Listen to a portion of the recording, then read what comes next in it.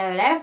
So last week we looked at what unschooling actually looks like for young kids. So, like 2 to 5, 7-ish.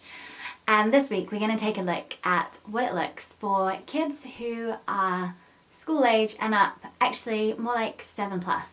And we're even going to look at what it looks like when they want to do qualifications or when they want to become a vet or whatever. So last week I said that when your kids are young, a vast majority of your day is going to be spent with them playing. And you know what? As they grow, the same goes. They're going to spend a lot of time playing. We live with a bunch of kids right here who are unschooling. They're aged between 7 and 12, and they still spend the majority of the day playing. I actually think that play, even for older kids, is actually super normal, but we don't know about it because we get them to go to school and do loads of work. However, the play might look a little bit more different. There might be slightly less imagination play and more card games playing. So like right now, the kids are down there playing Monopoly Deal. And in our family, we probably spend, I reckon we spend an hour or two most days playing cards just for fun.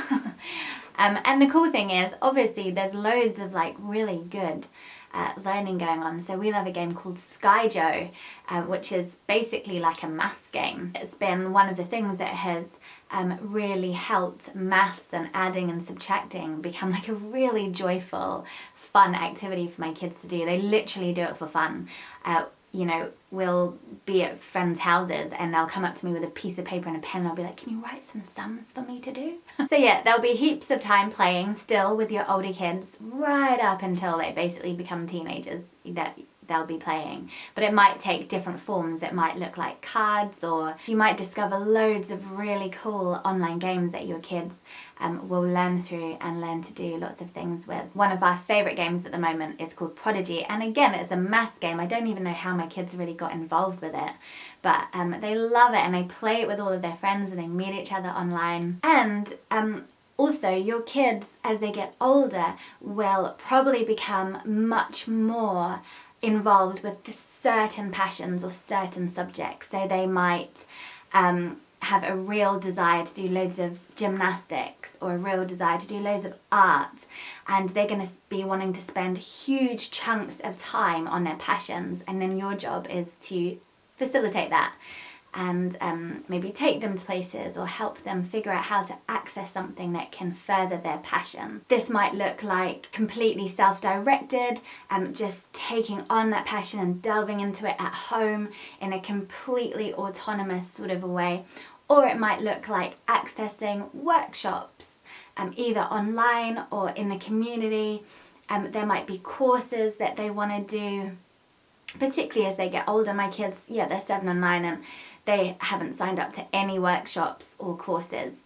That hasn't emerged for them yet, but yours might be different. Just pay attention to it. It will become really clear when there's something more you can do to facilitate a passion. I know kids that spend a lot of time on online academies furthering their skills in areas, and it's totally self-directed, but they're using the help of teachers and other learning facilitators to grow in that area. As your kids grow older, it's highly likely that your community is going to grow as well, and you're going to be tapping into more of the resources around you and more of the beautiful people around you. And as your kids get older, this becomes more important. When your kids are young, people can tolerate unschooling. They're like, yeah, okay, cool. I mean, your kid is only 3, like, let's wait till they turn 5. They sort of take it all with a pinch of salt.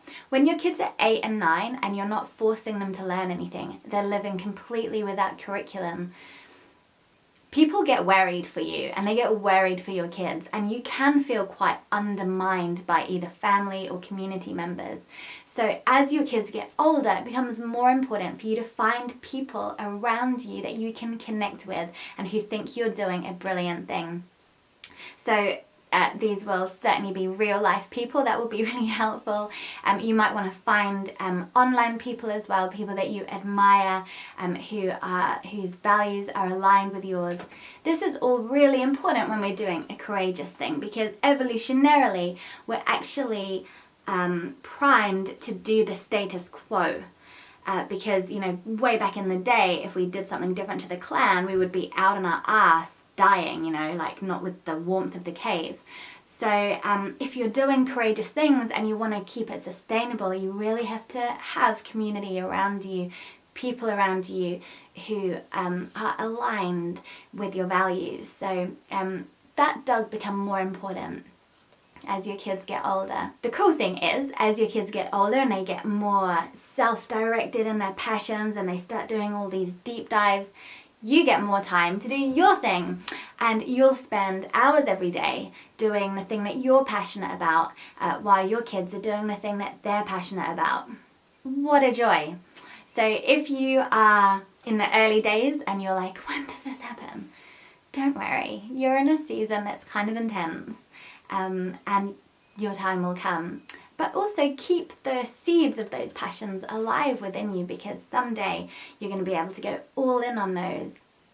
And everybody in your family is going to be served when the parents are experiencing a lot of joy and pleasure and fulfillment through having their own interests really fired up, live and kicking. We're super lucky because here in New Zealand there's a big unschooling community, and we know a lot of families with teenagers. So we've been able to see over the last 7 years how their teens have turned out.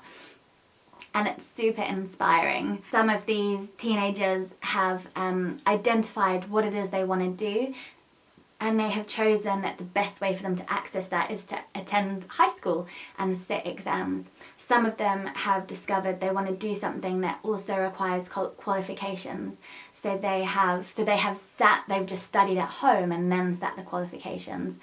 Others have just launched into entrepreneurship or working jobs that they've always wanted to do, you know, as soon as they turn 16. So we've been able to see the fruits of a life of self-directed learning, and it looks really different for every single kid. But we've been able to see that you can help your kid access exactly what it is they want to do. So yeah, we've drawn a lot of encouragement from that. Unschooling by no means means that your child will never get to go to university or never get to get that job or that profession that they want to do. Unschooling is all about your child knowing that you will facilitate and support them in doing anything that they want to do, even if that means becoming a lawyer or a banker, right? Just lols. I love bankers. They give me money. I mean, that's my money, but I know. I'm confused. Hey, it's been really cool to see loads of you signing up for Disco Circle membership. The doors for this are open for another week or so, maybe 10 days. So if you are looking for an online community of cheerleaders, you're looking for monthly deep dives and regular coaching sessions, my unschooling membership might be just the ticket for you.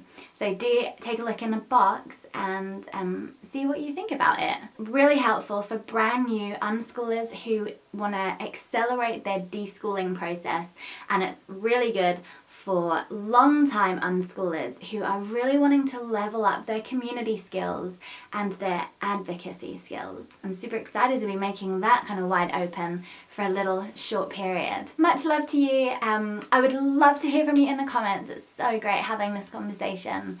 Wherever you are in the world, much love and take care.